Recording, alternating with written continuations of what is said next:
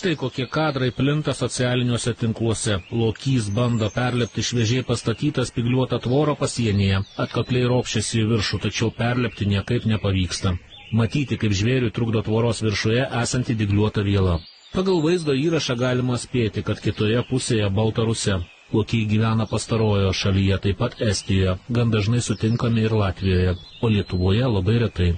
Meškos tik migruoja per Lietuvą, per mūsų šalį keliauja tai į šiaurę, tai atgal į Baltarusiją. Persiropšti nepavykus, meška trumpam atsitraukia ir bando veržtis kitapus dar kartą. Prausiasi po tvorą.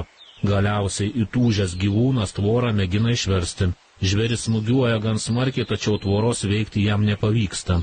Lokiui tikriausiai teko ieškotis aplinkelio. Šie gyvūnai nesunkiai suranda, pro kur pralysti. Tai gali būti ir upė. Lokiai puikiai plaukia, o tvorų upėse nėra.